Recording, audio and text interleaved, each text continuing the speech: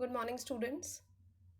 Today we will discuss about the anatomy of the eyeball और जिस coating के बारे में हम आज बात करेंगे that is the middle coat. So this is the eyeball and the coating that we would discuss today is the middle coat of the eyeball. This is the middle coat. So middle coat को हम vascular coat भी बोल सकते हैं. हम इसे nutritive coat भी बोल सकते हैं बिकॉज यहाँ वेसल्स हैं और वो न्यूट्रिशन सप्लाई करती हैं बाकी लेयर्स को. सो इसको न्यूट्रिटिव कोट भी बोल सकते हैं.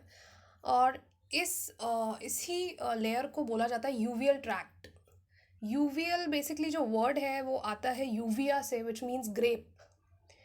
तो इसको इसीलिए यूवियल लेयर, यूवियल कोट, ये सब नाम भी दिए जाते हैं बिकॉज इसका जो कलर है वो वेरी करता है from reddish blue to black. और इसकी जो साइज़ एंड शेप है that basically is a grape like. तो इसलिए इसको रेफर किया जाता है as the uveal tract.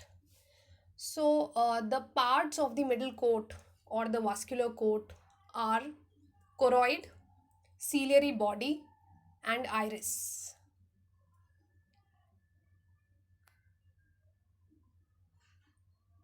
So the choroid. What is choroid? It is a thick pigmented layer and ये separate करती है posterior part of sclera from the retina. यहाँ पे आपको 3 different colors में layers दिख रही हैं. The green color is the sclera, then the red color क्योंकि ये vascular layer है तो इसको red से यहाँ depict किया है, that is the choroid, and the innermost coat that is the retina, that is in yellow color. So choroid क्या कर रहा है? It is separating retina from the sclera and especially the posterior portion of the sclera. So choroid anteriorly जो है it ends at the ora serrata by merging with the ciliary body. choroid जो है उसका जो anterior portion है वो ciliary body form करता है and जिस level पे वो end करती है that is ora serrata.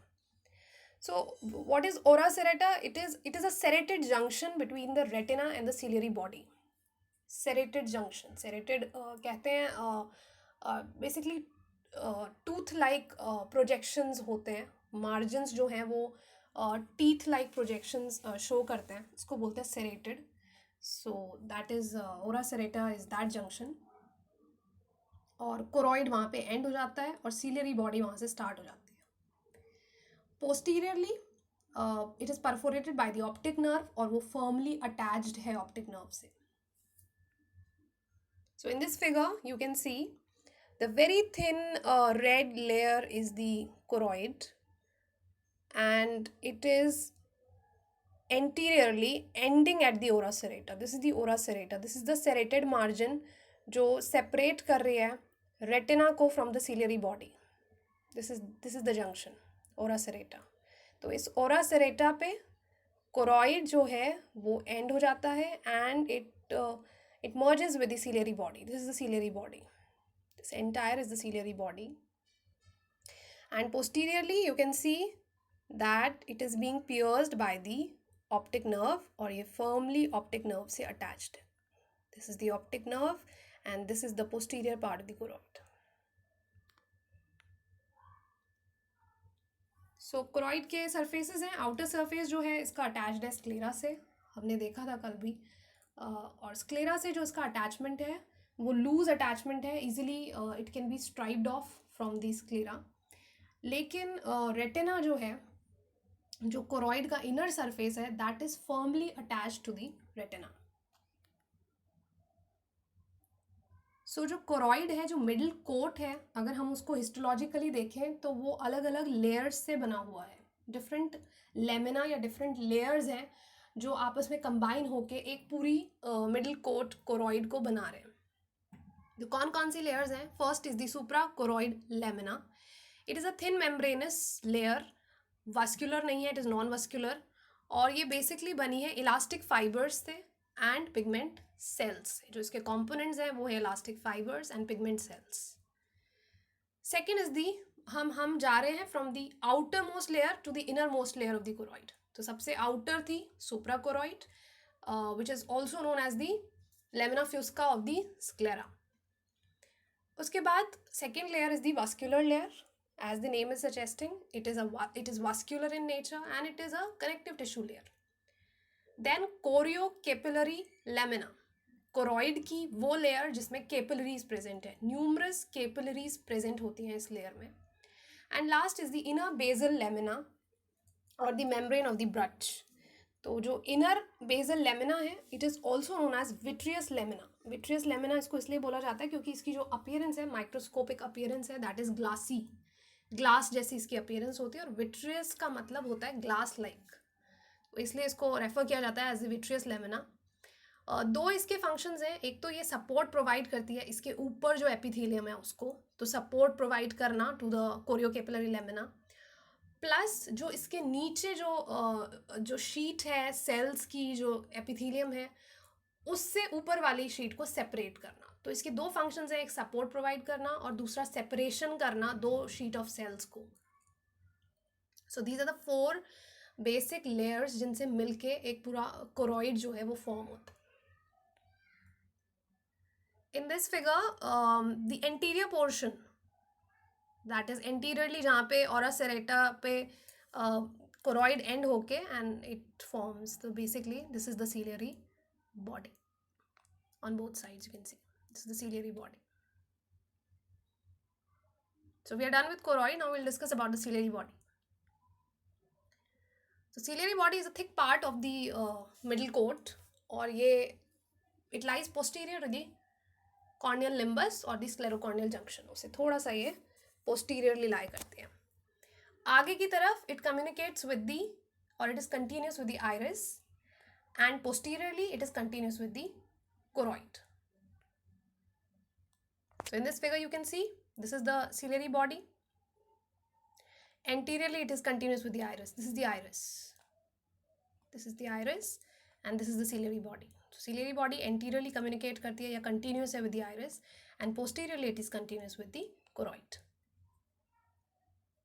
ये जो ciliary body है इसके अलग अलग parts हैं as well as इसके अलग अलग surfaces हैं. So basically जो इसका portion contact में है with the sclera, this portion, this margin you can see, जो स्क्लेरा से कांटेक्ट में है, वाइट लेयर से कांटेक्ट में है, that is the scleral surface of the ciliary body, and it contains the ciliary muscles. और इसका जो दूसरा मार्जिन है जो कांटेक्ट में है विद द विट्रियस ह्यूमर, ये बेसिकली ये जो आप यहाँ पे देख सकते हैं, this is the vitreous humour. तो इससे जो सरफेस इसका कांटेक्ट में है that is the vitreous surface. और विट्रियस सरफेस के जो है दो पार्ट्स हैं. एक पार्ट है which is smooth and black and it is referred as the pars plana. यहाँ पे जहाँ सिलियरी मसल्स हैं, this part is the pars plana. और थोड़ा सा हम आगे आते हैं तो हमें कुछ कोनिकल प्रोजेक्शंस दिखते हैं, यहाँ पे प्रोसेसेस दिखते हैं. These are referred to as the, this portion is referred as the pars plicata. Plicata क्यों? क्योंकि आप यहाँ पे अपीयरेंस देखोगे तो फोल्डेड कॉर्युगेटेड सी अपीयरेंस है यहाँ पे. So this is pars plicaटा. ये सीलियरी प्रोसेसेस भी इन्हें बोला जाता है. और ये रीजन की इम्पोर्टेंस क्या है कि ये जो पार्स प्लाइकेटा है इसकी जो एपिथेलियम है वो प्रोड्यूस करती है, सिंथेसिस करती है एक्वस ह्यूमर का. So this is basically the ciliary body with the ciliary processes, ciliary muscles and it's respective attachments. और साथ में एक और चीज़ आपको यहाँ दिख रही है, सिलियरी प्रोसेसेस के जस्ट आगे आपको कुछ फाइबर्स दिख रहे हैं. These are the suspensory ligaments. और दोनों तरफ से जो लेंस है उसको सस्पेंड किया हुआ है. जो सस्पेंसरी लिगामेंट्स हैं उन्होंने दोनों तरफ से लेंस को सस्पेंड करके रखा हुआ है.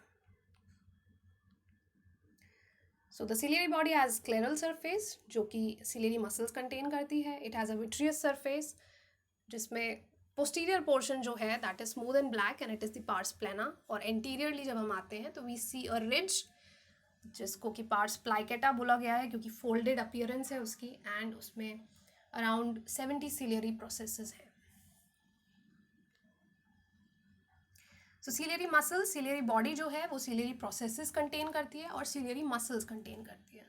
तो सिलियरी मसल्स जो हैं वो form of, it is a ring shape में है. It is unstriped muscles. जो फाइबर्स हैं they go in different direction. Circular fibres हैं, रेडियल फाइबर्स हैं, लॉन्गिट्यूडनल फाइबर्स हैं. और ये सब जो है बेसिकली सीलियरी मसल्स जब कॉन्ट्रैक्ट करेगी तो उससे सस्पेंसरी जो लिगामेंट है जिससे लेंस सस्पेंडेड है वो रिलैक्स होगा.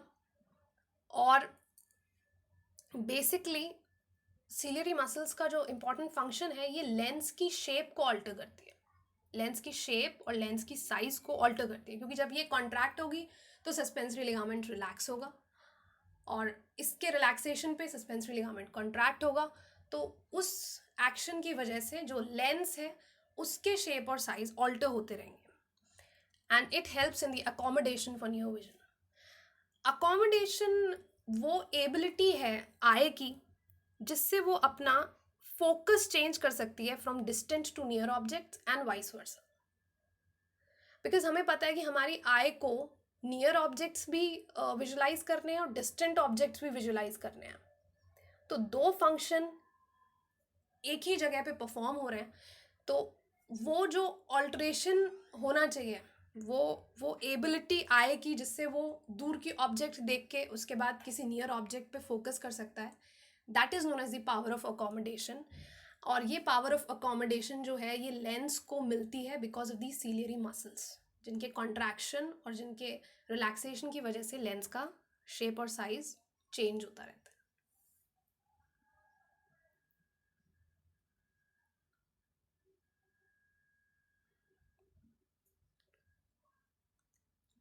So we're done with the ciliary body. Now the third part, that is the iris. So you can see here, it is the anterior most part of the uveal tract. Uveal tract का anterior most part है ये, and it is like a circular curtain with an opening in the center. So this pigmented colored portion that you are seeing here is the iris. यहाँ पे जो आपको ये दिख रही है, these are muscles of the pupil, and this hole, this opening, this aperture in the center is the pupil. So this is the pupil, these are the muscles of the pupil, and this is the pigmented iris. This figure also you can see iris, which is a circular curtain with a hole in the center, aperture in the center, which is the pupil, and behind this iris you can see the lens, and these are the suspensory ligaments of the lens.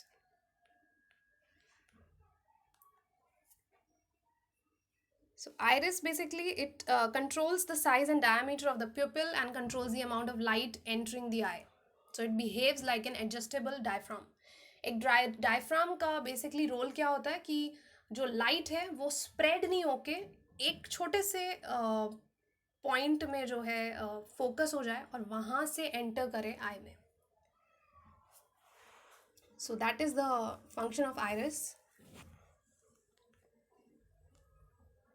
Vertically अगर आप देखेंगे तो iris lies between the cornea and the lens. This is the iris, this is cornea, this is lens. So iris is present vertically between the cornea and the lens.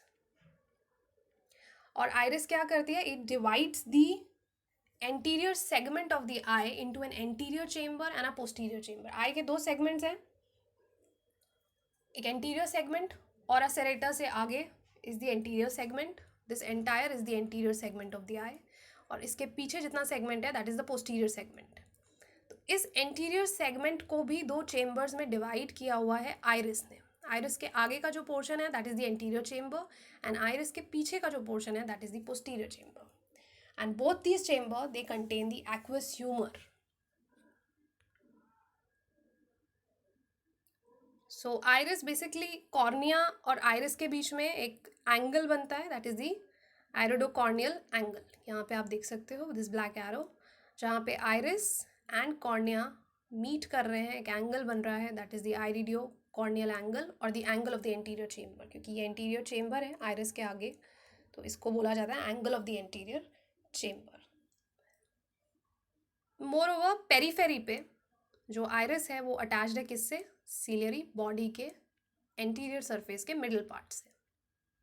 So you can see here periphery पे it is attached to the ciliary body, the anterior surface of the ciliary body, middle portion.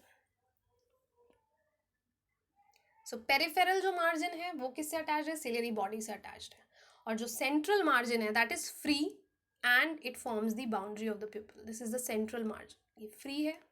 Peripheral जो margin है वो ये है, और this is the peripheral margin and it is attached to the ciliary body, the anterior surface, and this is the central free margin which forms the boundary of the pupil and it rests against the lens, इसके पीछे क्या है, lens है।